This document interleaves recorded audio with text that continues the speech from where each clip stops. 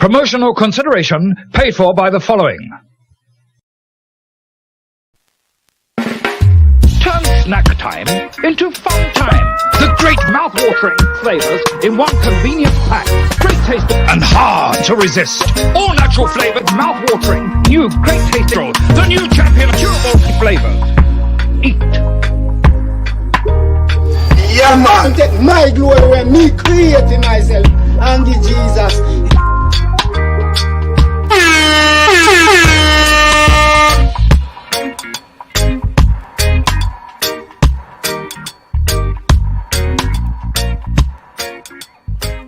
May you mash up this food, you know.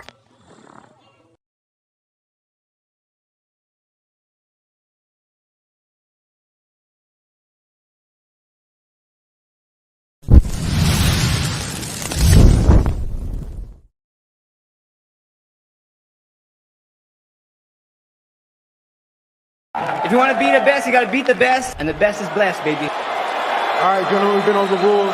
Protect yourself at all times. Follow my instructions. Keep it clean. Touch gloves if you wish. Let's do it.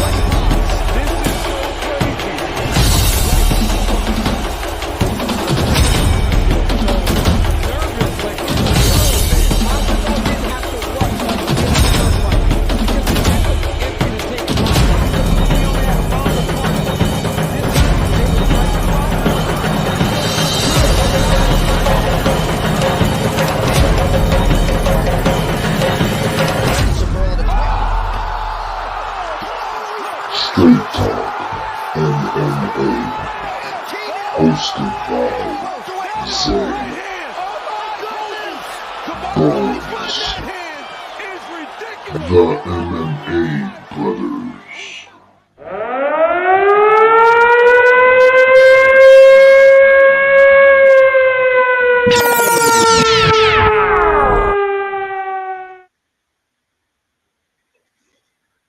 We are live.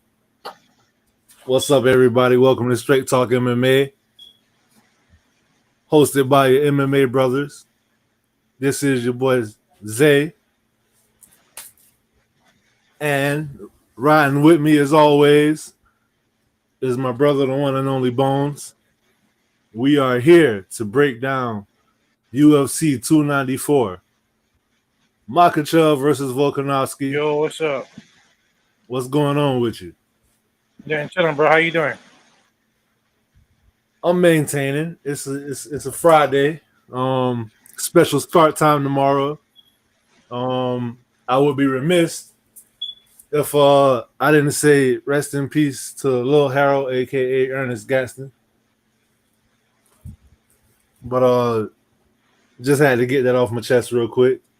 But how you feeling? What's going on, man? How you feeling about this card tomorrow? Man, I'm ready for the card. I'm really excited for it, and I'm anxious to get it out the way. Get it out the way, huh? Yeah. Well, special start time tomorrow, 10 a.m. Coming from Abu Dhabi in the United Emirates. This card has had a lot going on with it. Before it even happens, it was a lot of reshuffling. The last time I seen something like this was, what was it? 279 when Diaz was supposed to fight Chimaev. Yeah. Which ironically, I mean, I guess the last 2 times Chimaev was involved in the card, everything got shuffled up. And if you guys don't know, what I'm talking about is originally the main event was supposed to be Charles Oliveira versus Islam Makhachev for the UFC Lightweight. Hey, bro, I'm gonna have to leave and come right back in because I hear a major echo. All right. Okay, no problem. Do your thing. But originally it was supposed to be Islam Makhachev versus Charles Oliveira for the UFC, a rematch for the UFC lightweight championship. Lightweight is 155 pounds. Islam Makhachev is Khabib Nurmagomedov's protege. It's actually his cousin. They was both trained by his father, Abdul Manap Nurmagomedov. Makhachev actually won the belt from Oliveira, and they were supposed to rematch it. But Oliveira got cut in training. A nasty cut on his forehead. He had to pull out of the fight. So what they did was they replaced Charles Oliveira with Alexander Volkanovski, which is one of the best pound-for-pound fighters in the UFC. Then in the co-main event, you had Khamzat Chimaev versus Paulo Costa. Paulo Costa ended up having to have elbow surgery. He had a nasty staph infection in his elbow. Being the savage that he is, he wanted to fight anyway, but they wouldn't let him do it. So they replaced him with Kamaru Usman, who will go down as one of the greatest fighters of all time, especially in the welterweight division. He was on a 15-fight win streak, and most people would argue that them changing these fights around actually made the card better. I would have to agree with that sentiment for the simple fact that the guys that ended up having to pull out were replaced with bigger names, and not to mention the I don't know. I feel like the universe has worked it out. Islam Makhachev and Volkanovski, they also went at it already before. Yes, he will, huh? Thinking black. You think so? I don't know. I mean, both of these fighters took these fights on 12 days' notice, which shows like the grapefruit-sized balls that they both have. Usman has been calling out Chimaev for a while, so it's like in a weird way, it's like he kind of got his wish. So there's only 13 fights on this card. Like I said, they're starting at 10 a.m. for the prelims, and the main card will be at 2 p.m. And Bones. Yo, you can hear me good? Yeah, I can hear you. You good. All right. I want to know what you think about the reshuffling of the deck before we even get into the card. What do I think about it? You said, honestly, I feel like out of everybody that I asked in my circle, everyone feels like this is an improvement on what it was before. Because most people feel like in the MMA community, I feel like they think that Makhachev was going to beat Oliveira, and it's more of a competitive fight when you have Volk in there, because we've seen them two fight before, and it was very competitive. It was way more competitive than when he fought Oliveira, because he basically dominated Oliveira, and not only did he submit the jiu-jitsu black belt, but he dropped him too. And I would have thought coming into that fight that Oliveira had better stand-up. So this is a more intriguing matchup. But I don't care about everybody else. I want to know what you think. I would prefer to see him go against Volkanovski, because I feel like Volkanovski presents more of a threat, and I want to see him lose that belt. So, of course you do. He's Dagestani. Yeah, exactly. So I want to get that belt. And what about the co-man? Yeah, the Chimaev fight. I feel like he was going to run through Paulo Costa. And I didn't give Paulo Costa a chance in hell on beating him. But Usman, I give Usman a way better chance, and I think Usman can actually pull off the upset. Because Usman can grind him out. We'll get into that when we do our fighter breakdown, but Usman can grind him out and get the dub, I think. I got you. So, with no further ado, let's get right into the prelims. Kicking off I wouldn't say kicking off the night, but kicking off the morning for over here. There will be a middleweight bout And making his UFC debut is Shara Magomedov, and he will be up against Bruno Silva. Magomedov is making his debut, like you said. Bruno Silva, I know much more about him, and I've seen him fight a couple times. I think that he's going to get the victory. I always say by decision. I've been following his UFC career pretty good. I think I only seen him lose maybe one or two times, but he brings it every fight. He's very entertaining and well-rounded. So I think he's going to get the decision victory. I feel you. I'm not going to spend too much time on this one right here. Like I said, Shara is making his debut. He has a lot of hype behind him. Never seen him fight. Well, never seen him in a fight in the octagon. I have seen him in a street fight. He beat this dude ass at the mall. But Bruno Silva, I feel like a lot of times they put him in there to for example, he fought Alex Pereira when Alex Pereira was on his way up. Alex Pereira won the fight, but I feel like they put him in there as if to like he one of them sneaky fighters. I feel like they were trying to build Alex Pereira up when they made him fight Bruno Silva, and Bruno Silva made Alex Pereira look human. You get what I'm saying? Yep.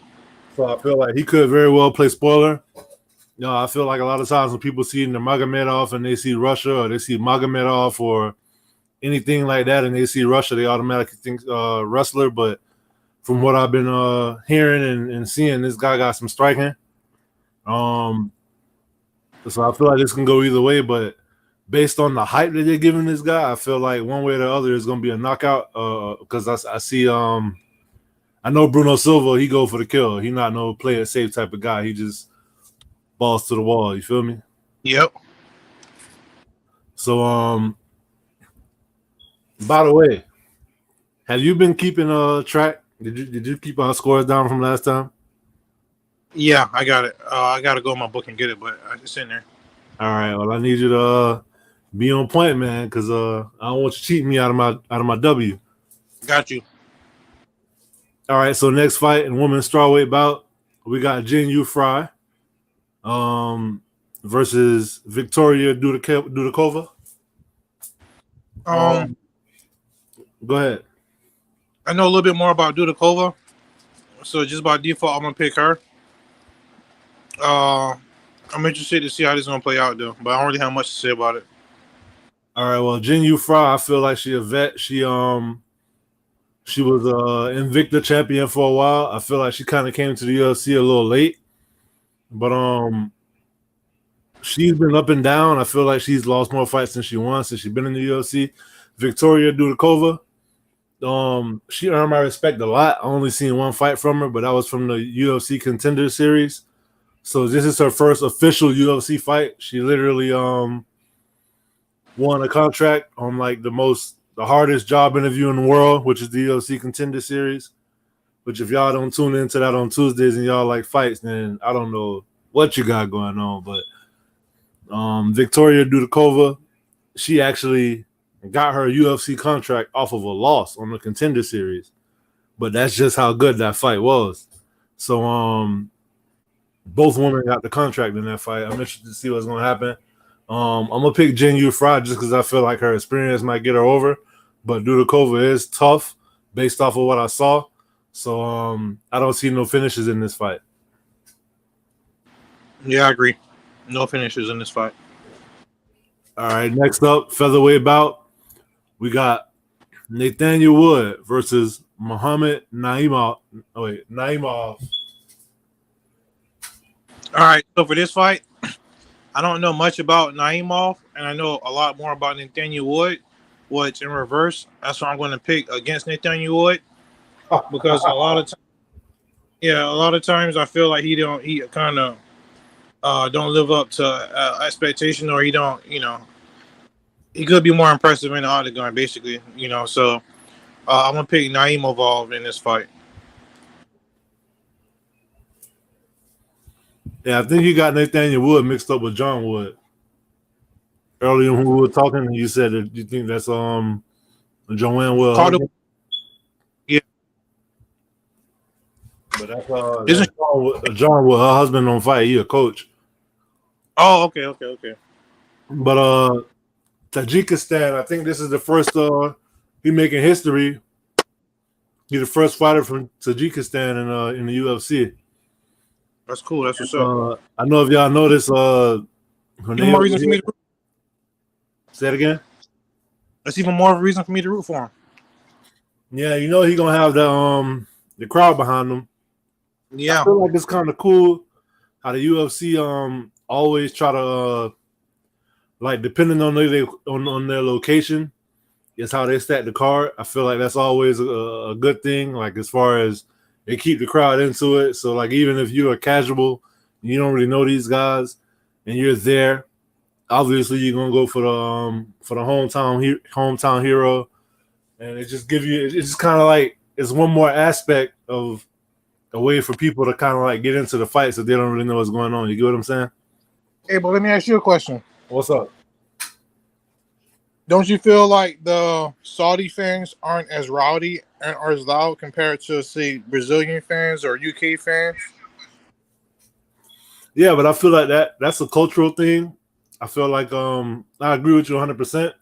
Those UK fans be rabid, and the Brazilian fans they got that chant, "You're gonna die."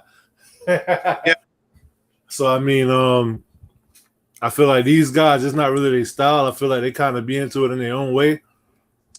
Hey, it's the same thing like when you go fight in Japan. I was just gonna say that. Stay out my head, man. I was just gonna say that they'll be super quiet, but you can tell it's an educated crowd because even when there's a lot of grappling going on, they cheer for like transitions and whatnot. Hey, but also too, I think another part of it too is because these guys they got so much money, like the sheiks or whatever, that they don't want to, like I guess be seen like adding on rowdy. Maybe I could be wrong, and maybe it had nothing to do with it, When you got money like that, man, it's like you try to keep it cool a little bit. You ain't really trying to, what I'm saying? You got an image to protect, Absolutely. Naimov, his is I keep wanting to call him Imavov because I'm seeing the name and they look alike. But yeah, I can't really call this one. Like I said, it's Naimov's debut in the UFC. As you can see, as you will see as we go through the card, there's a lot of debuts on here. So I'm gonna just go with the devil I know, and I'm gonna just say Nathaniel Wood because Muhammad gonna have to prove it to me. Hey, bro, do you remember his last fight, Nathaniel Wood? Was it against? It was against somebody else who's kind of like up and down, and he lost, right? Yeah, I'm trying to remember who it was. I can't remember. I'm gonna find it and come back to it. I feel like it might have been some, like somebody like JP Bays or something like that. It wasn't him, but it was somebody like of that caliber, like that tier of fighter. You get what I'm saying? Yeah. So next up in the lightweight bout, which is 155 pounds, we got Mike Breeden versus Anshul Jubli. Another this is the first fighter from India in the UFC, another debut. So as you can see, a lot of this card is, like I said, littered with debuts. What you got going on for this one? This one is hard to call. I don't really know much about either guy, so I don't really want to make a prediction, but I'm gonna just pull for the Indian guy because we already got too many fighters in the UFC, so I'm gonna hope that he'll do it.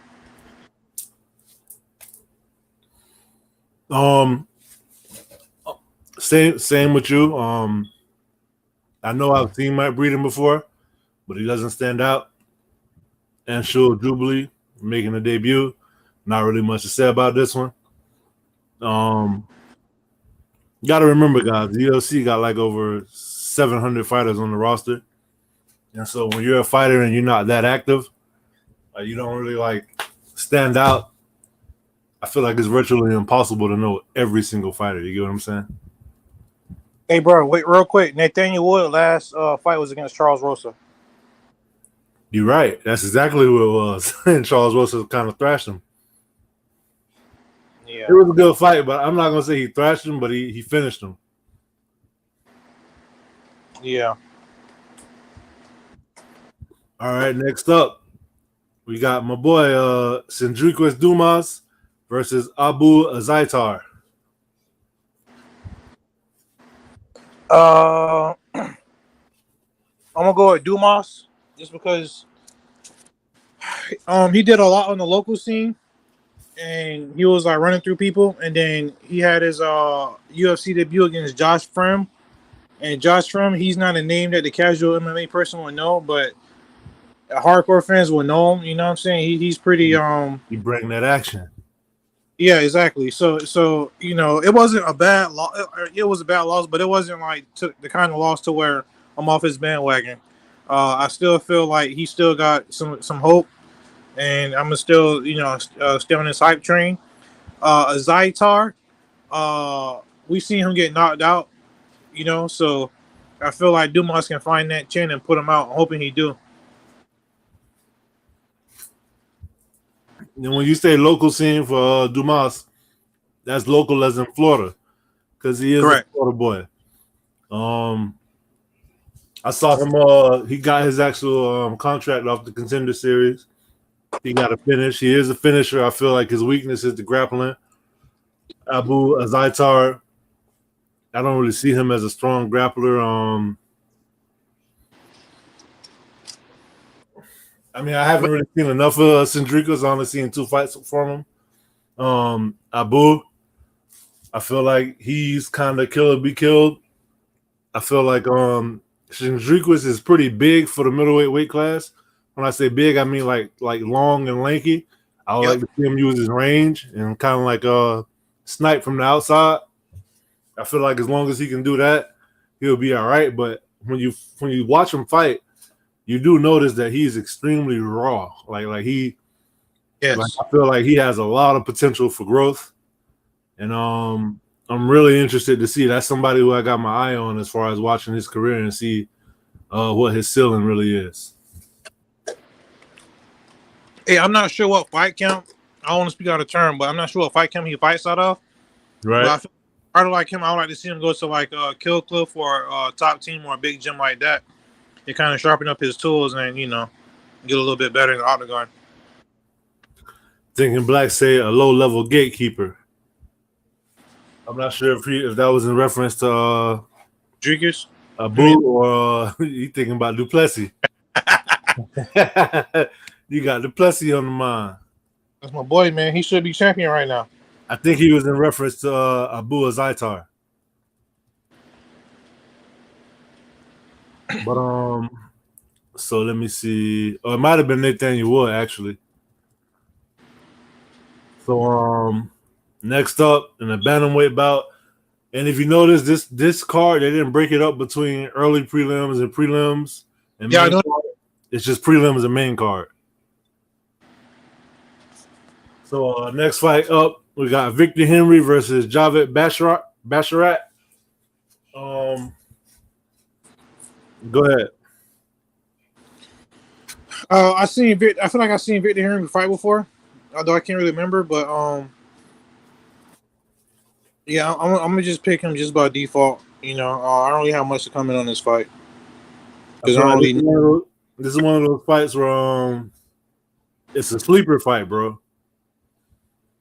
Like, yeah, I feel like this is a sleeper fight. Javed Basharat, I feel like he's a finisher. I want to say he's 15-0. Victor Henry, I feel like he got a couple losses on his record, but he brings the action every time. I feel like this is gonna be one of those standing bangs, unless somebody want to throw a monkey wrench in that and catch the other opponent off guard by trying to grapple. But if it do go to the grappling, Basharat does have submissions, so I think I'm gonna pick him by either guillotine or arm triangle. All right, hey bro, before you get to the next fight, can I just backtrack? I made an error and I want to correct myself. Go for it. Nathaniel Wood, he lost to Casey Kenny by decision, and then he had 3 straight decision wins in a row. Charles Rosa, Charles Air Jourdain, who's been on the tear, and his last win was against Andre Touchy Feely by decision.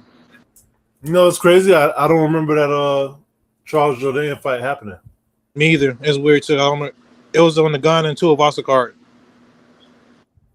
And it's even crazier because I completely forgot about the Andre Feely fight. Yeah, he 20 and 5. And I think he only lost one fight in the UFC, and that was John Dotson, ironically, by KO. Oh, and Casey Kenny too by decision. Those are only 2 fights he lost in the UFC. That had to be a while ago, that John Dotson fight. Yeah, that was back in 2020.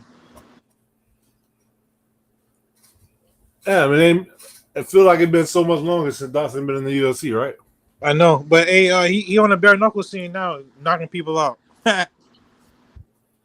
Speaking of bare knuckle, real quick, you heard what was just announced? Now what? Eddie Alvarez versus Mike Perry. Ooh, that's gonna be a good one. Yes, sir. I'll watch that one. Of course.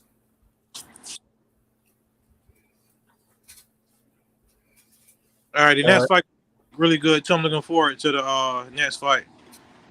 Muhammad Yahya versus Trevor Peek, lightweight division. All right, so Trevor Peek, he had I believe 1 or 2 fights in the UFC. I think it was just 1 fight, and then he knocked the guy out in his second fight. Was against Choppy Mariscal, and Machine Gun, right? Yeah, that was a competitive fight, and it was back and forth. And you can tell Trevor Peek, I believe he's from Tennessee. I want to say he's from the South somewhere. You're right. But, he's from Tennessee. Yeah, he comes out and he brings it every time. He's gonna come out. He's gonna look to knock you out straight up. His defense can be a little bit better and sharpen it up a little bit, because he just like basically headhunts or whatever.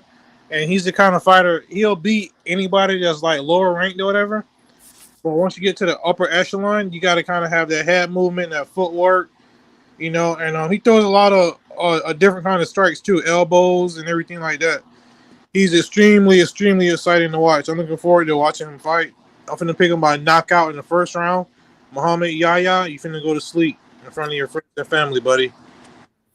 Hey, Trevor Peek versus Machine Gun. I feel like that's one of those fights that could have fight of the year. It could be a fight of the year candidate, but because neither one of those are like big names, it won't be. You get what I'm saying?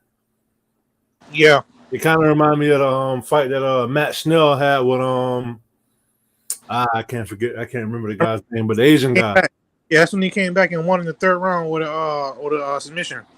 Yeah. Yep. That was one of those fights that like it always stands out in my mind, but it's like if you like you'd have never won for it though, but it's one of the great fights. Right, exactly. And there's so many of those. If you really follow the sport, you'll see so many of those that it's ridiculous. It's like they got like an embarrassment of riches. Yeah. But to your point, I agree with you, Trevor Peek. In order for him to hit the top 15, he got to be more defensively responsible. I feel like he gassed out in his last fight.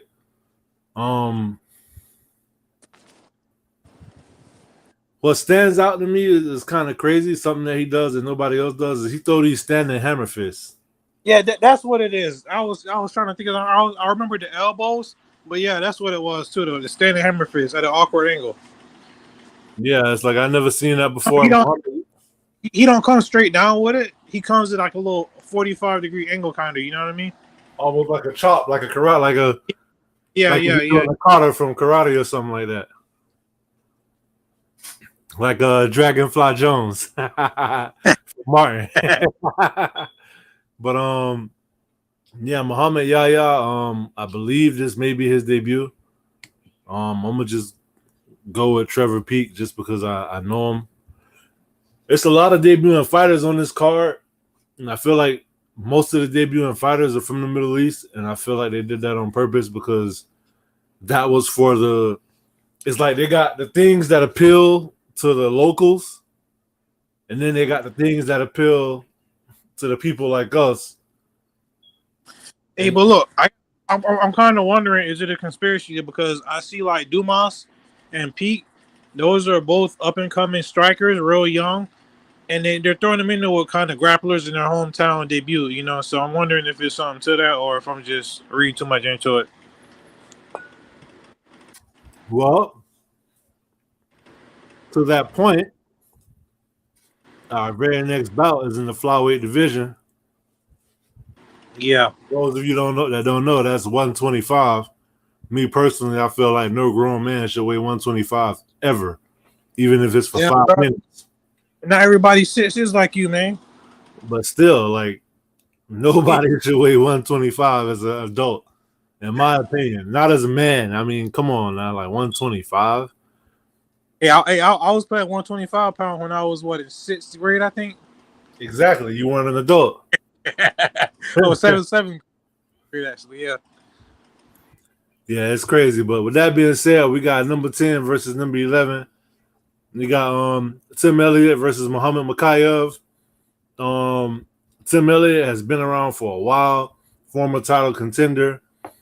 Muhammad Mokaev, I'm really high on him. He's almost like my JDM, but I wouldn't take it that far. You get what I'm saying? Yeah. I don't know. I'm really interested in seeing this fight. I feel like this fight is going to be grapple heavy, but even though it's going to be grapple heavy, it should be really fun because I feel like you should see a lot of transitions and I feel like it's going to be an action-packed fight with minimal striking. Muhammad Mokaev, he's young. I think he's 3 or 4-0 in the UFC. He's already proved that he will not tap in the octagon. You gotta either put him to sleep, or you gotta knock him out, or just literally break something and make the referee stop it. His last fight, he was in a real deep knee bar, and he just didn't tap. His knee was bending the opposite way that it's supposed to bend. It was looking like a bow from a bow and arrow, and he just wouldn't tap, refused to tap. Not only did he refuse to tap, but he got out of it and then got his own submission and then couldn't even stand up after the fight. So he definitely has heart. I feel like he's extremely hungry. It's cool to see him fighting somebody that's in the top 10. Tim Elliott, on the other hand, he's been here for a while, Grizzly vet. He know all the tricks of the trade. He's openly said that, like, he's not above cheating. It's up to the referee to catch him doing it. I love it. I love that. Yeah, me too. He got one of the weirdest, trickiest styles in MMA. And he's just a dog, man. He got a gas tank. He liked to play a lot of head games while he's in there. The biggest deficiency I see in Muhammad Mokaev is he's a grappler and he's good at getting the takedowns, but when he's on top of you, if he's not gonna submit you, he don't really got that much of a I don't rate his ground and pound that high. You get what I'm saying? Yeah. Like either he looking for a submission or he holding you down and trying to like wait for you to try to make some kind of mistake when you're trying to escape or get back to your feet. And if you catch you slipping, then he'll try to go for a sub. But other than that, he more so play it safe on the ground. Whereas Tim Elliott, I feel like he's just so slick. Like he really, I mean, he can strike too. I feel like if he stayed on the feet, he would outstrike Mokaev. But on the ground, I feel like Mokaev got his hands full because Tim Elliott is definitely no slouch on the ground. I feel like a win over Tim Elliott shows you that the hype is real, but a loss over Tim Elliott don't really hurt you that much because it's Tim Elliott. And I don't know. I feel like this is just excellent matchmaking, to be honest with you. Hey, bro, I can't see the odds because I'm on my phone. Or what are the odds? Do they say it right there or no? They see like it's dead even, right? Because I don't see nothing there. Yeah, they don't got nothing there. All right. So look, if you look at your MMA history, I feel like these are the kind of fights that Tim Elliott wins. You know what I'm saying? Like these like grapple kind of exchanges, grapple heavy fights or whatever, you feel me, where you kind of expect him to lose. And he just got that quirky kind of style, you know, like constant head movement, dipping in and out when he's in his stance. He's never still, you know. And I like that he always doing that move. Got good footwork. I'm picking Tim Elliott in this fight.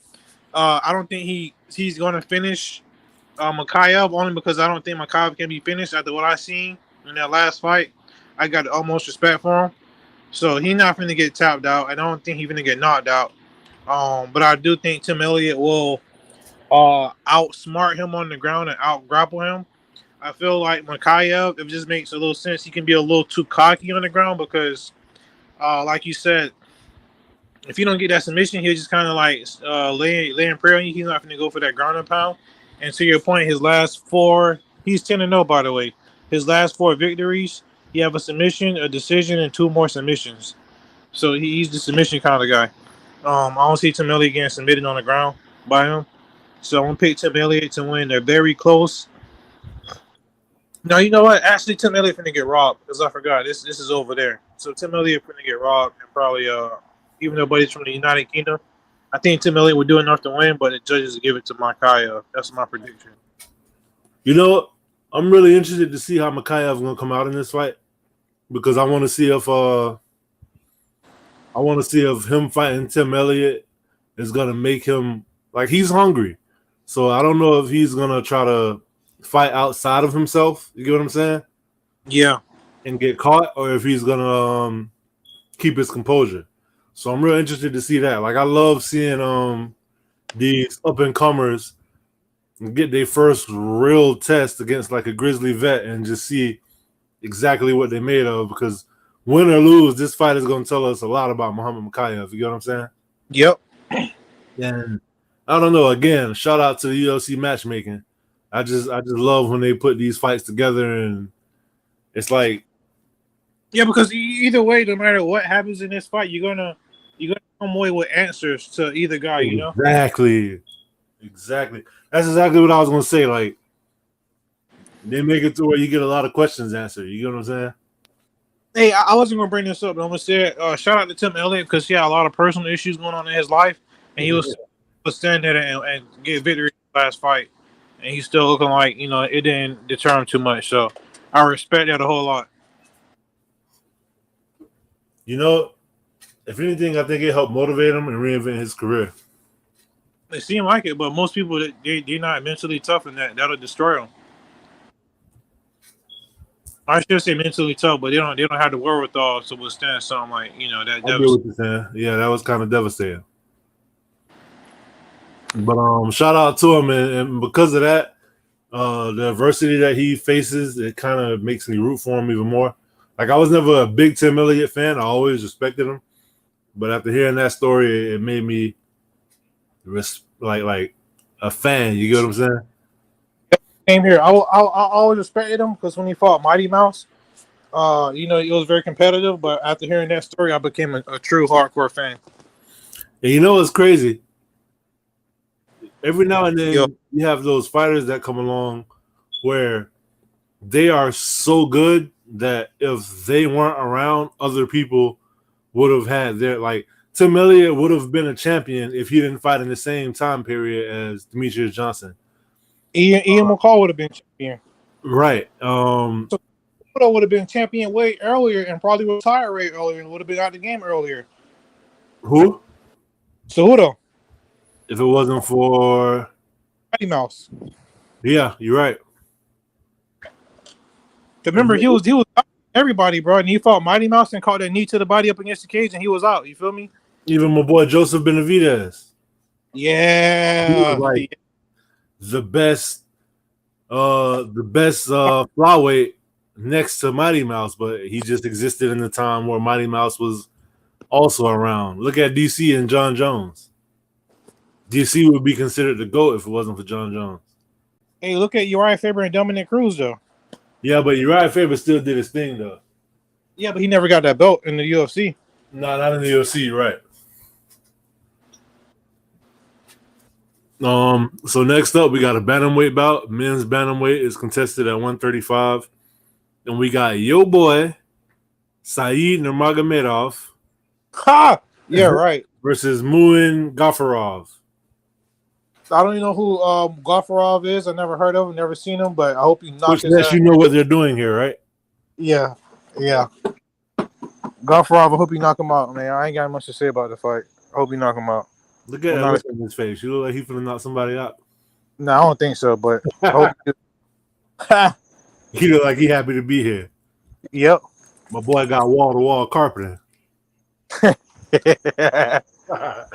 Nurmagomedov, you see the name Nurmagomedov, you already know what it is. It's Khabib's cousin.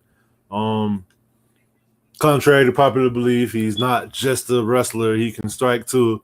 He threw a lot of spinning attacks, though. A lot of spins, like spinning heel kicks, spinning back fists, spin kicks to the body. And he can wrestle. He's pretty fast. I feel like his last fight, he actually got beat by Jonathan Martinez. Yeah, I think he did. Yeah. Yeah, he got beat by Jonathan Martinez in a very good close fight, but the right guy won. He's one of the hype trains of the UFC. I feel like anybody who's coming out of that Khabib camp who got ties to Khabib, the UFC always try to give him a push. And because he's coming off that loss, I feel like this is Gafurov's debut. Because he's coming off that loss, I feel like they're trying to give him a layup, get him back on the winning track, and who knows what happens from there. But yeah, I'm picking Saeed Nurmagomedov by finish. If Muin Gafurov can prove me wrong, and by me saying that the UFC is trying to give him one, him being Saeed, and I feel like that'll be like really detrimental to Saeed's UFC career. I love every second of it too. I'm sure you would. So moving right along, we got Aliskerov versus Worley Alves. What you got on this one? I don't know much about Islam. I know more about Worley Alves. He's a vet. If I had to put money on it, I would pick against Alves, but I'm not putting money on it. I'm picking with my heart, and I'm picking Worley Alves. Hopefully, he get the finish. As you can see, he's not even ranked, but yeah, they're throwing him to the wolves here, man. But I hope you win. I feel like I ain't seen Worley Alves in a minute. I think he's been out for a while. I'm pretty sure he got like 15 fights in the UFC. Islam Aliskerov, I feel like they're putting a lot of hype behind him too. If you notice, they got a lot of Russians fighting over here in Abu Dhabi. That's because of the Muslim ties, so it's kind of like a home game for them, even though they're not from the Middle East. They're fighting in front of a Muslim crowd. Worley Alves, I can't remember his last fight. If you can find that for me, I would appreciate it. But I feel like he spoiled somebody else's come up too.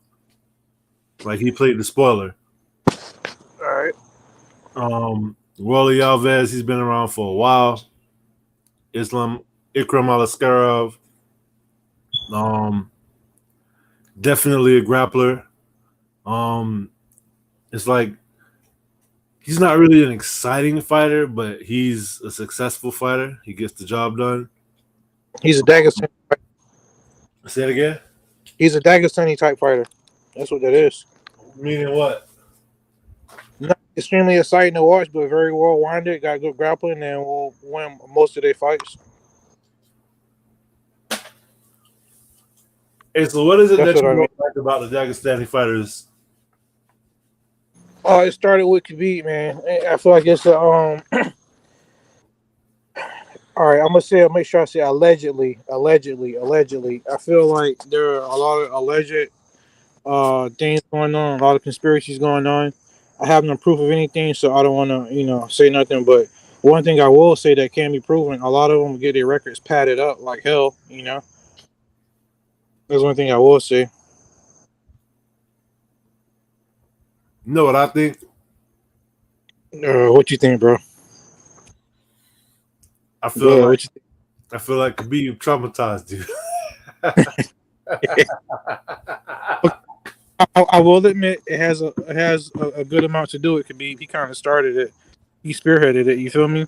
When? But he spearheaded with what? I said when. We talking about Rolly Alves. Is his record? His last two fights was a loss to Jeremiah Wells and Nicholas Dalby.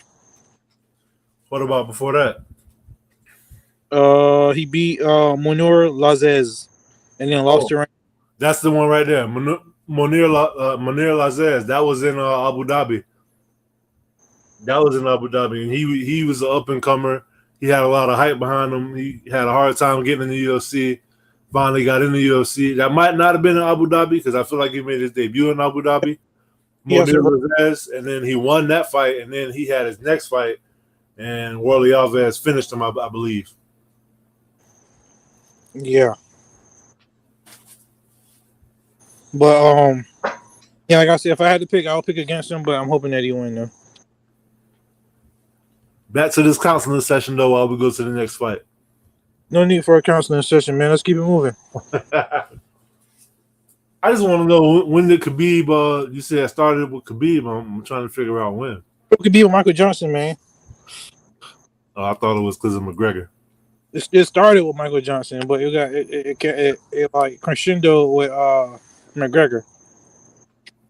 All right, I'm gonna leave you alone. I ain't gonna give you a hard time. But you knew what I was looking for. Yeah. This next fight, I'm real excited for. Very excited for. All right, so I'm gonna go ahead and let you take the lead. We got your boy, number 2, light heavyweight in the world.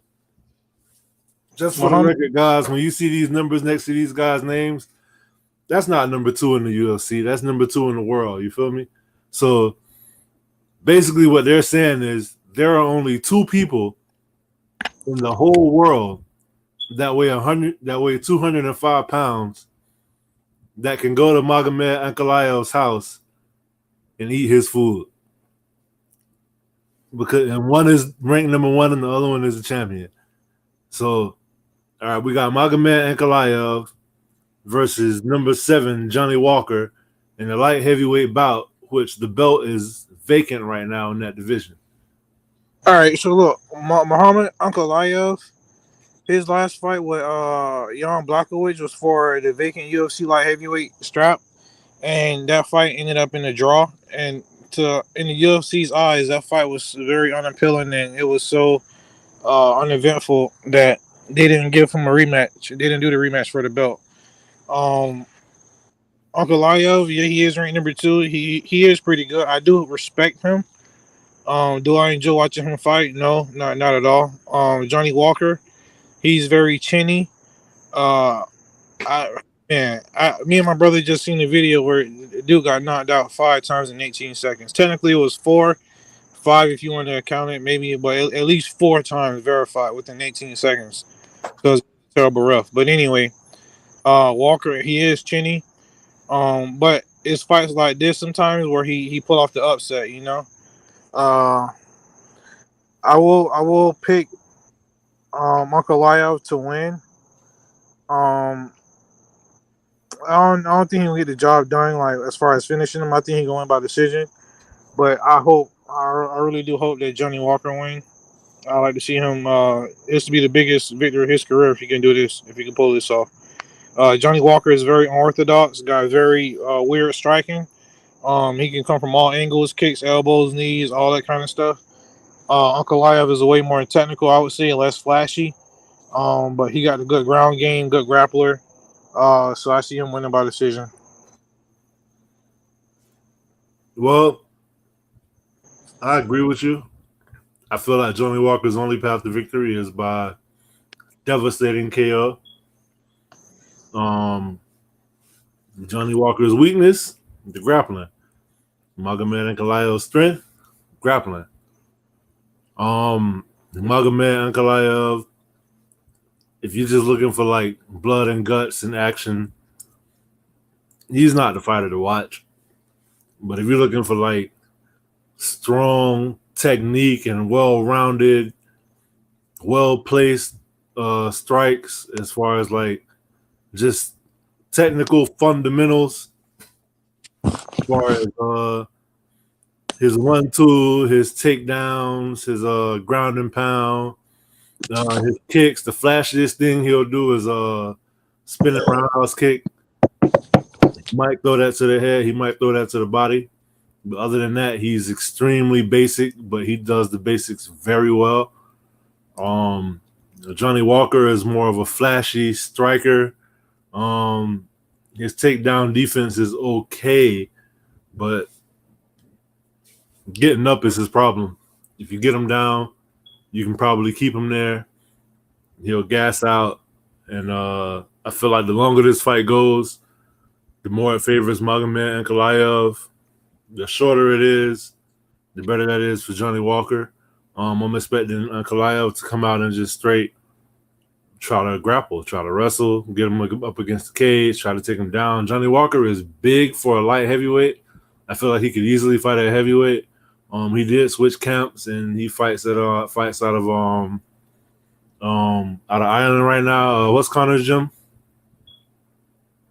I can't think of the name of it, but John Kavanaugh is definitely his head coach right now. He's actually living out there. I feel like it's a bad matchup for Johnny Walker. I would like to see him win. At one point, when Johnny Walker first came in, it's like everybody was saying he was going to be the guy that could give John Jones a run for his money because he's unorthodox. He's a heavy striker. Sometimes I question how serious he takes this game. I feel like lately he has been taking it serious, though, way more serious than he used to. I'm interested in this fight, too, but I think it's a bad matchup for Johnny Walker, so I'm going to get Ankalaev. My question to you, though, Bones, is what happens with the winner and the loser of this fight, in your opinion? If you was a matchmaker, how would you play it? Before you get to that, I got 3 points on. Number 1, Ankalaev's defense will prevent Johnny Walker from getting a flashy KO. Number 2, Ankalaev's endurance will outmatch Johnny Walker's endurance, and he'll be able to withstand the early onslaught. And number 3, when Johnny Walker gets taken down, he likes to pity patty and just throw shots from the bottom, which does nothing to the opponent, instead of trying to get your ass up, you know. So those 3 things right there prevent Johnny Walker from getting the victory. Ankalaev, I guess it depends on when how soon Jamal Hill gets healthy, because in my opinion, Jamal Hill should get the next title shot out of Yuri and Poatan. So Ankalaev should fight. I have to pull up the rankings and see, but Ankalaev should probably fight. I don't think he should get a title shot after this, being Johnny Walker. But he's number 2. Yeah, but Jamal Hill's the champion. But he lost the belt because of injury. So if Jamal Hill is healthy, Jamal Hill should get the title shot. If not, then he can give it to Ankalaev. I'm okay with that.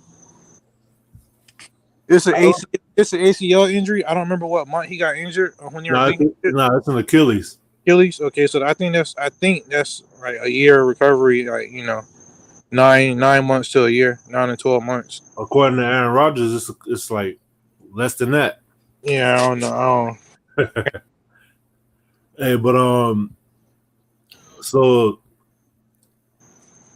did you get the same feeling that after that draw that he fought with he is in Magomed Ankalaev, when he fought God, you just said his name. Blachowicz?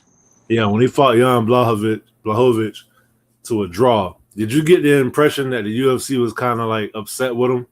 Yep, 100%.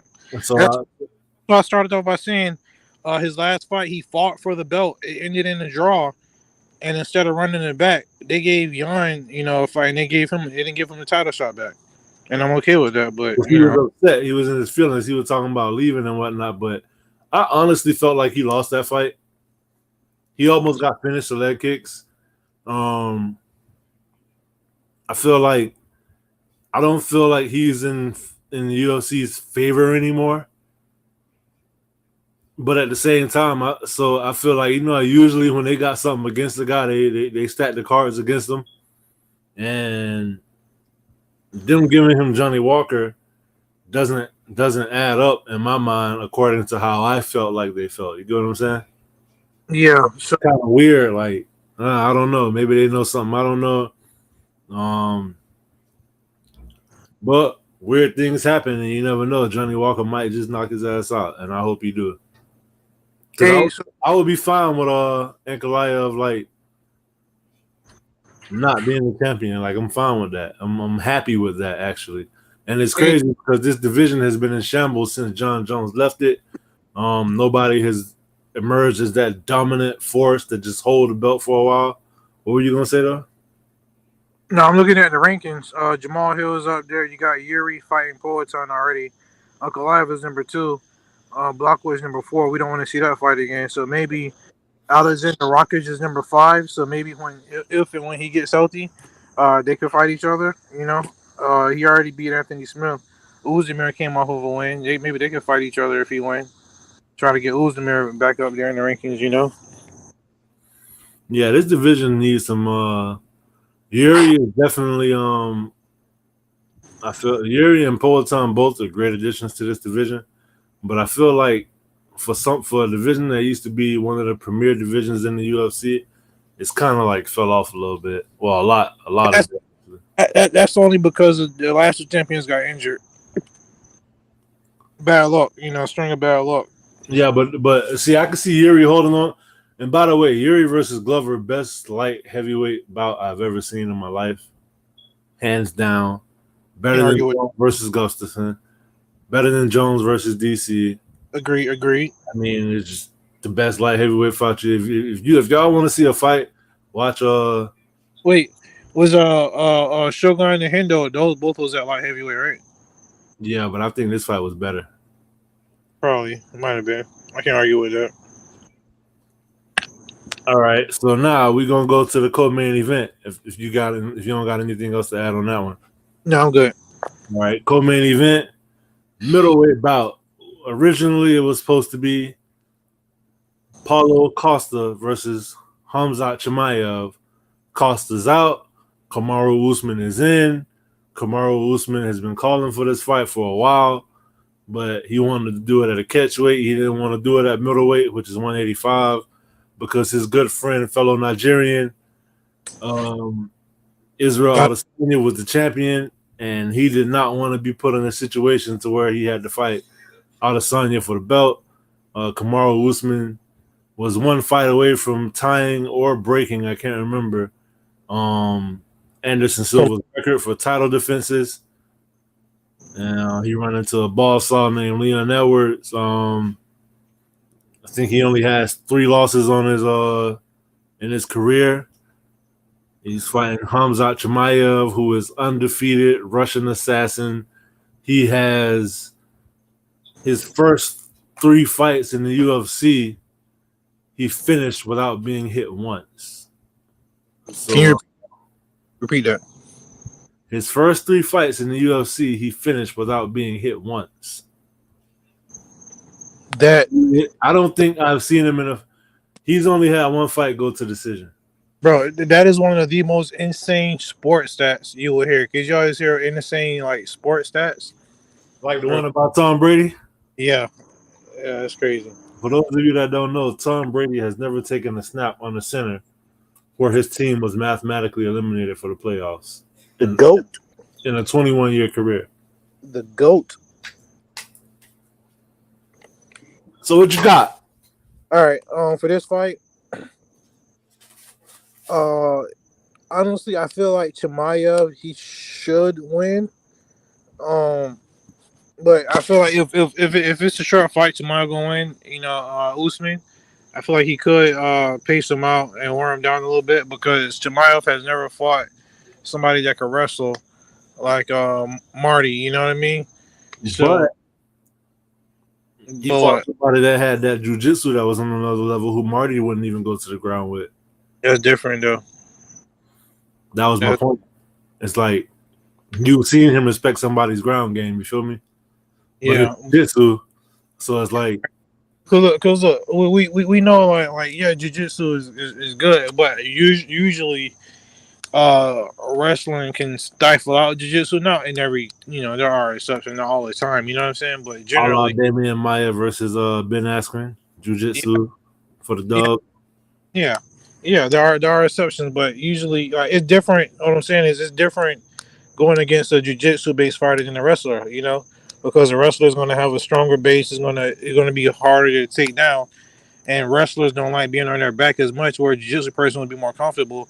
So a wrestler, usually if they get taken to the ground and they're on their back, they're not going to be as comfortable in guard. They're going to try to get the hell up. They're going to try to. Yeah, they don't like that position, bro. Like they don't accept it. They don't accept that position. Exactly. They don't like being on their back, and he's going to try to sprawl, and so. I feel like it's going to be a pretty competitive fight. I picked Chimaev by decision. I don't think he's gonna dominate Usman. Usman took this fight, because he felt he can win. You know what I'm saying? And he didn't take this fight because he took this fight for a reason. Basically, I feel like he took this fight because he know that he can match up. Maybe he can't, but he feels like he can match up strength for strength with him, and he could stifle the takedown game from him. That's a good question. What's up? Speaking of stifling the takedown game, Usman got an 85% takedown defense rate. But how much do you think the bag had to do with it?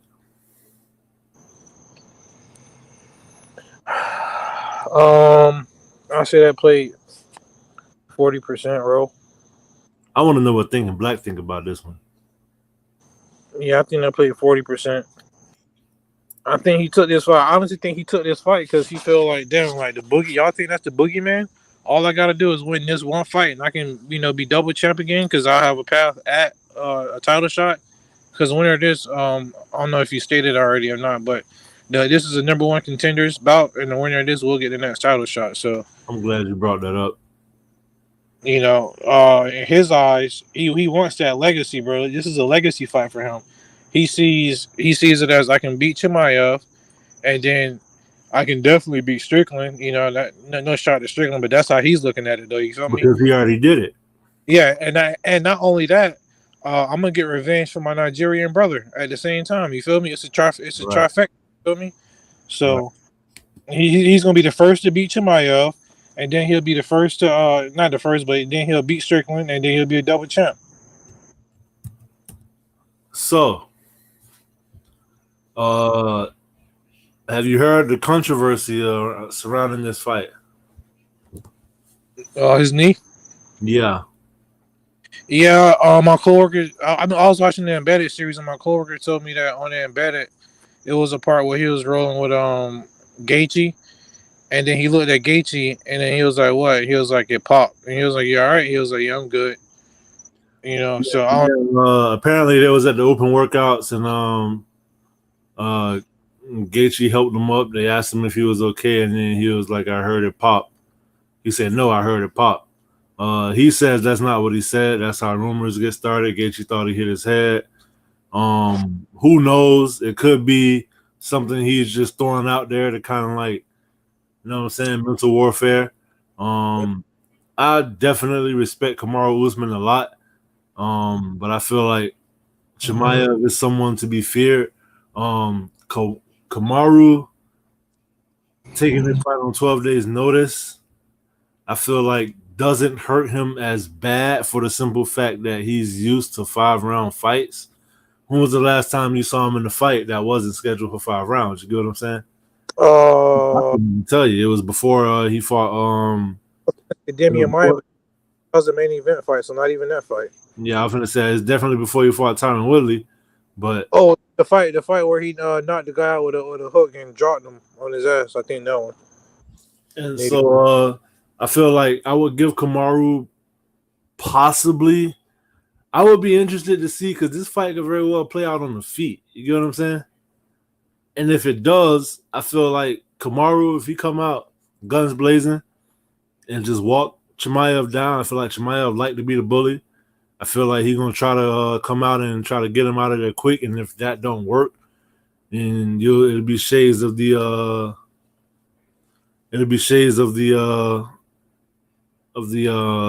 Gilbert Burns fight between him and Chimaev. Thinking Black said, I don't know anything about the payday. I just think he's confident. I think he got it. And I agree with him 100%. A lot of people questioning like, oh, like he did this for the money. But he's been calling out Chimaev for a while. And as my boy Chell said, when you ask for something and you get it, and it's something that you want to do, you tend to do better than as opposed to like if it's something that you have to do and you didn't really want to do it. You get what I'm saying? And so I feel like he got a point to prove. I feel like he know the clock is ticking on his career. And so he finna try to just go ahead and build his legacy up. I feel like he want to come beat Chimaev, fight Strickland, take that belt, possibly defend it once, and then go back and possibly try to grab his welterweight strap back and then call it a career. I feel like he don't got to worry about the striking of Khamzat as much as he did against Leon.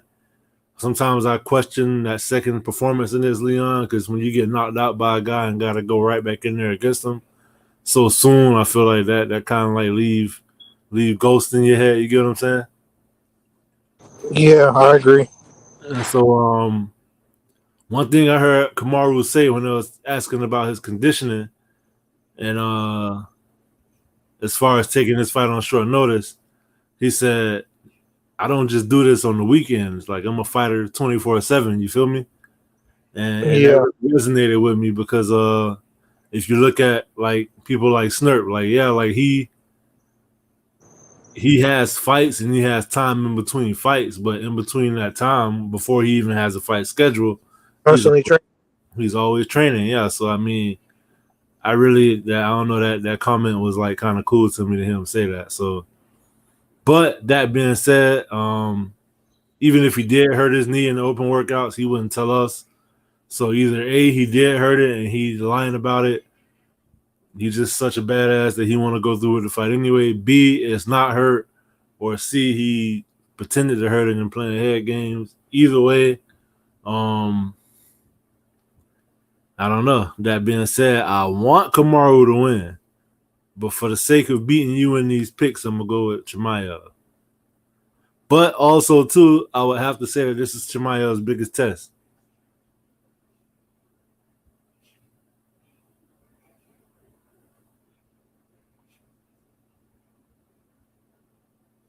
You there? Yo, can you hear me? Yeah, I can hear you. Yeah, you got Chimaev, right? Yeah, I'm going to take Chimaev. All right. So, last but certainly not least, a rematch that a lot of people wanted to see. We have the number 2 ranked pound-for-pound fighter in the world. The featherweight champ at 145 pounds, Alexander the Great Volkanovski, stepping in on 12 days' notice to take on the lightweight champ in a rematch, Islam Makhachev. Yeah, I'm excited for this one. Yes, sir. The reason why I'm excited for this one is because obviously I'm not a fan of Islam Makhachev, and I want to see him lose his strap ASAP immediately as of yesterday. Volkanovski, I feel like offers up a better shot than good old the Bronx Charlie Oliveira. I didn't like the way Charles looked in that fight, man. I mean, he said, there are some undisclosed things going on, whatever, but he got dropped with a damn jab, and then he got submitted with an arm triangle, like immediately. He tapped real quick, too. Hey, you know what I question about that? What? Charles get dropped in every fight, right?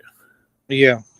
But sometimes I wonder if he's getting dropped or if he's falling down.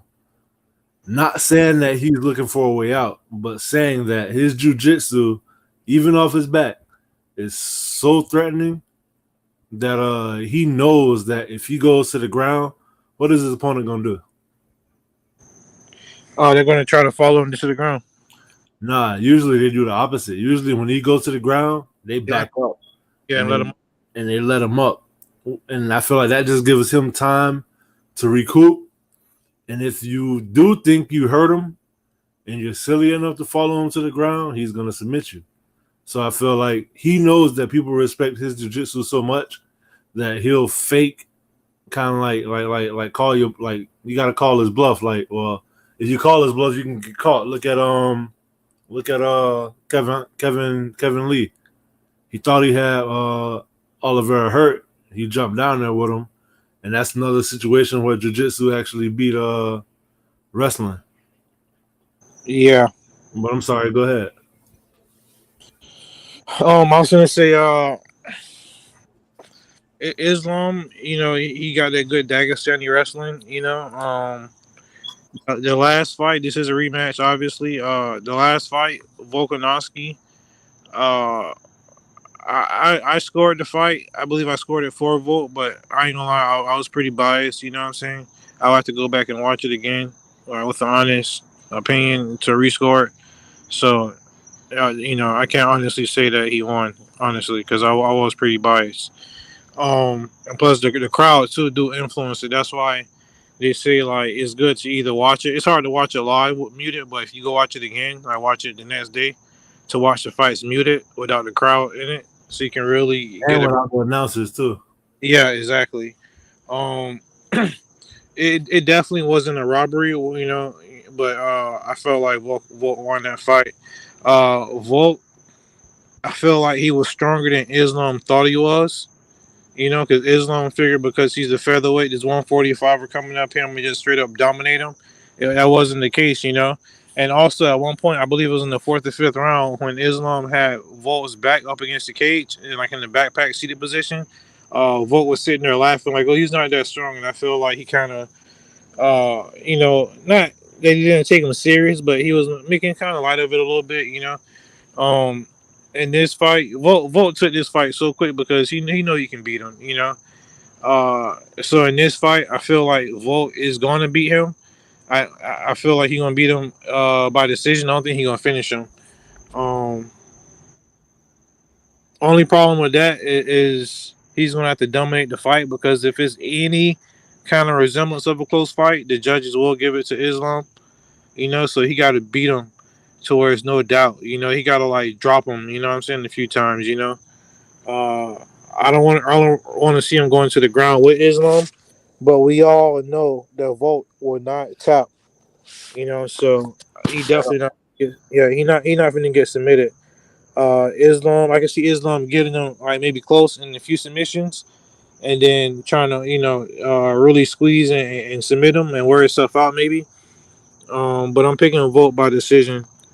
Obviously, I would like to see Volk finish him, knock him out, like starch him. That's not gonna happen though. So I'm gonna pick Volk by decision in this fight. Well, I don't know. I can definitely tell you that after watching that first fight, you were adamant that Volk won, and I was adamant that he didn't, but he did do a hell of a job. That was the toughest fight Islam has ever had, and I agree with you on one aspect that fight was tougher than Islam thought it was going to be. You could even tell by the look on his face afterwards. Yeah, damn, yeah. I was just going to say that, wasn't you? Yeah. But that's the thing about being brothers and being so close, man. Like we take each other's words out of each other's mouth and whatnot. But yeah, Islam definitely won that fight. You were definitely being biased. I've actually watched it over 3 times aside from the live time, and you could possibly give it 4-1, but I feel like people graded it on the curve because for one, they were in New Zealand. They were in Volk's backyard.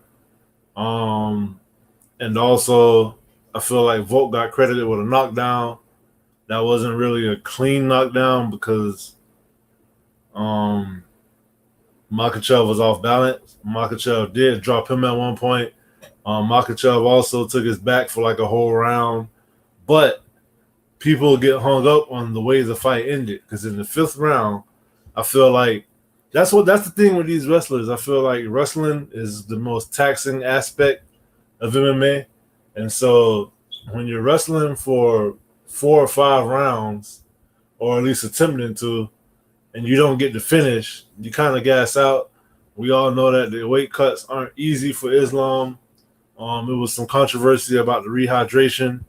I'm not going to get into all that because it was just that controversy. There was no proof of anything. But I feel like, so you say you think Volk going to win by decision, so you think his cardio going to hold up in the later rounds considering he didn't have a training camp? Yes. I can't argue that because we've never seen Volk get tired at all, not one bit. And we all know what Volk does in rematches. So I definitely feel like win or lose this fight, he will go down in history as the greatest featherweight of all time. If not, then you can have the argument between him, Max, and Jose. I feel like those three guys are the conversation. Wherever you put either one of them is your personal opinion. So it's no argument there, as long as you know we got the right three guys. You get what I'm saying? Yeah. But that being said, him winning this fight will cement his legacy as one of the greatest pound-for-pound fighters of all time. Volkanovski, one thing that amazes me about him is his footwork and his work rate. This guy, such a badass that he wanted his rematch, but then they scheduled Islam versus Oliveira. So he's like, well, damn, if I gotta wait till next year to get that rematch, I'll just go ahead and defend my belt against Elliott and then fight Islam after. So they scheduled him in Topuria for February. And now that this fight comes up, they're saying, oh, so damn, I guess you're not going to fight Topuria in February. His response to that, why not? I want to fight every 3 months. So, shit, if I take this belt off of Islam, I'll still go defend my belt against Topuria and then come back and defend the lightweight belt against whoever. And to me, it's like, man, I know that work rate catch up to you. I feel like that's part of what happened at Adesanya, but also I just feel like nobody has ever been champ and defended both belts. So I want to see him do it because I feel like if anybody can, he can. I feel like definitely now that these two have felt with each other, now that these two have, like, they kind of know each other, is pretty much round 6 in a way.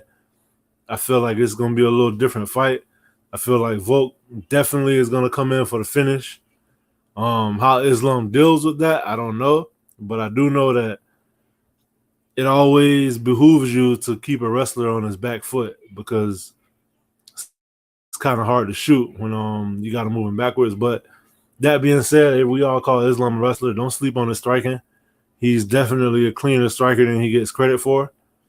And I feel like that's the one aspect of his game that everybody overlooks just because he's affiliated with Khabib. He comes from that gym over there, aka with DC and all the other John Fitch and all the other wrestlers and whatnot. Josh Koscheck. So I feel like people sleep on his striking. But would you agree with me that he has more tools in his box than Khabib did? Yes. Definitely. I agree. I feel like his striking is better than Khabib. Absolutely. And I feel like I don't want to say he's a better fighter than Khabib because I feel like Khabib got more of the mental than he do. But yeah, I feel like his striking is better than Khabib. And honestly, I hate it. You feel me? Because you know, like, I got to give credit where it's due. But when he dropped Oliveira, I just sat there in shock, like, what the hell just happened? You feel me? Because granted, you did say that Oliveira goes to his back sometimes, but I feel like he definitely he got rocked, he got dropped. You feel me? Like that was legit. So yeah. So who you got, bro? Man.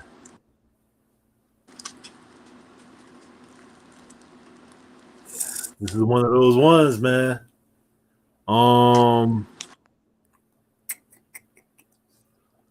gonna go with Volkanovski by finish. Who? What? What, the finish? It's like every time you see him fight, he's just better. You get what I'm saying? I don't know how much the non-training camp is going to play a role. I know he just had elbow surgery 3 months ago, but I feel like if anybody can do it, Volkanovski can. I feel like him feeling him the last time and coming to the decision that, oh, he's not as strong as I thought, I feel like that's going to play a major role. I feel like they both learned from their last experience. So I feel like just as much as Volkanovski feel like he knows certain areas where he made mistakes last time, Islam feel like, okay, this is not going to be one of those catch me by surprise.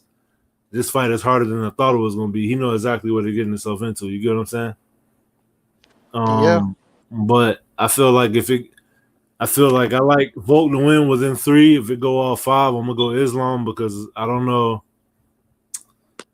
man. I don't know how Volk's gas tank is gonna hold up considering he didn't have a training camp. Like I said, I've never seen him get tired, but I mean, I've never seen him in a fight without a camp. Shout out to both guys for taking this fight, because just like we give credit to the guys who got the phone call and said, "Hey, you want to fight such and such on this notice?" and they say, "Yeah." The other guy still got to agree to the opponent change. You get what I'm saying? So I respect and appreciate both of them, not just for saving this card. When I say both of them, I'm talking about Volkanovski and Islam, all 4 of them actually, and Hamza and Kamaru. Not only did they save the card, they made the card better. And FYI, you know who got the phone call before Volk, right? Who? El Diamante, Dustin the Diamond Poirier. He turned it down, obviously. Nah, he said yes. So why he not fighting then? If he said yes. I don't know if they felt like this was a bigger fight. I don't know if Islam turned it down, which I'm not gonna say that because I doubt that he would. But he said he got the call. He said yes, and that was the last he heard of it. Wow, that's interesting. Yeah, it is, man. And just like that, my boy could have been lightweight champ. That would have made my year. Bro, I never would have rooted for Dustin Poirier so much in my life. So I guess that's pretty much that. All in all, what you looking forward to the most on this card? And I'm a very cultural kind of guy. I like culture and everything. And I'm not saying this to be funny, but I'm gonna look forward to seeing all the sheiks in the house. You know what I'm saying? I always find that very interesting, like the head sheiks. And a lot of times it's kind of weird. You'll see them like a lot of times they'll be in the head front 2 rows, and they're just getting up, walking back and forth. You know. Yep. But yeah, I always find that interesting. The crowd is not gonna be like a dead crowd, but it's just a different kind of culture over there. You know what I'm looking forward to? What's that? Knocking at your door at 10 a.m., my brother. Hey, question. What's up? First of all, we all know that's going to happen. That's not going to happen. Ain't that right, Thinking Black? I'll be there at 10. And we know that ain't going to happen, whatever. But so what you think? All right. Given the results of this fight, either way it go, how do you see both scenarios playing out as far as what's next? Because I feel like, me personally, Volkanovski also knows that if he loses this fight, he won't get a chance to be champ again. You get what I'm saying? Yes, but look, there's a much bigger thing at play here because, I got a evil little plan here going because, all right, so my Volkanovski is going to beat Makhachev, right? Right. And it's going to be a little war. He's not going to be healed in time to fight in January, but he's going to not let us know that he's not as injured as he is, and he's going to be a warrior and try to take that fight in January, and he's going to lose and get finished by Topuria, and Topuria is going to cement his legacy by defeating one of the GOATs. That's just what you want to happen. Yeah. I'm speaking into existence. Kind of like how I made a path to Poirier to still get back to the title. Yeah. And right. that would have been an interesting fight, Poirier or Makhachev, but I feel like it would have been the same result as him and Khabib. Yeah. It's a bad matchup for Poirier, but I feel like he could have tapped that, especially with no training camp, but I feel like he could have tapped. I mean, that's the thing about fights, man. Anything can happen, and he could have tapped that chin, and it could have been Rockabye Baby. Yeah. But boo, Zay, boo, Thinking Black say he laughing. Yeah, I already know that was because of the Usman pick, but I mean, we still didn't figure out what we're gonna put on the line for that. But we'll figure it out as far as our tally. When we come back tomorrow, you got to tally this up and tell us what the score is. We will be here tomorrow for the review show. 6 o'clock. Don't miss it. other than that, be ready to tune in to the Sunday show immediately after the Dolphins. Actually, it may be halftime Dolphin game. I'm not sure. Don't quote me on that one, but definitely you can quote me on Man Talk Monday, every Monday at 6:15. And we appreciate y'all tuning in. Anything else you want to add, Bones, before we call it a night? Yeah, I was going to say, I'm pretty sure Trevor said that he's going to do a halftime show for Sunday for the Dolphins thing. I don't want to speak for him, but I think he did say that. But yeah, Man Talk Monday will be returning back this Monday. I missed it last Monday, you know, but that's pretty much it. Go Volk. Hopefully he do it. Go Johnny Walker. Hopefully he do it, you know. And one more thing I want to say too. Shout out to Trevor Schnorpel. He did have a fight. I don't know if you guys remember, but he was on the show prior to one of his fights, his last fight before this one. He did have a fight last Saturday. He won first round KO. We plan on getting him back on the show sometime soon. I believe he's actually gonna have a fight tomorrow. Yeah, Muay Thai fight. My boy is a savage. 2 fights in as many weeks. We'll be able to show the fight too, because people recorded it from their phone. So yeah, so let's just the fight was that short. We can show the whole fight. Let's just hope that he come out of that on the other side. I mean, thank God he didn't take no damage in the fight last weekend. He will be back on here, like I said, sometime soon. And yeah, that's pretty much that. All right, y'all have a good night. I'm gonna see y'all tomorrow. Early fight time, 10 o'clock a.m. 10 a.m. I'll be drinking by 12. I'll be drinking by 10:30. All right, y'all. Thanks for tuning in. Hit the like, hit the subscribe. Peace. Peace.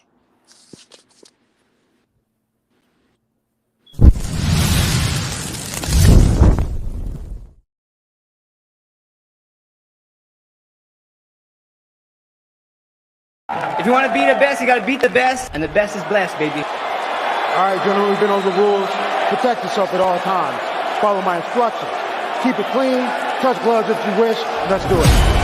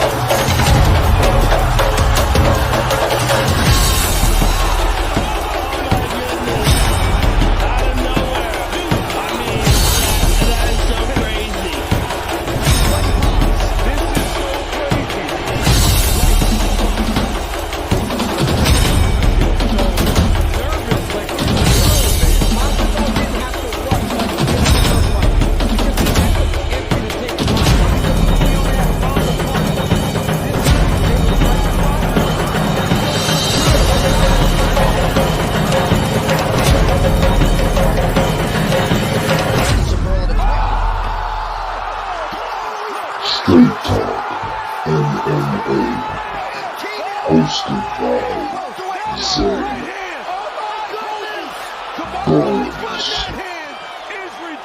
the MMA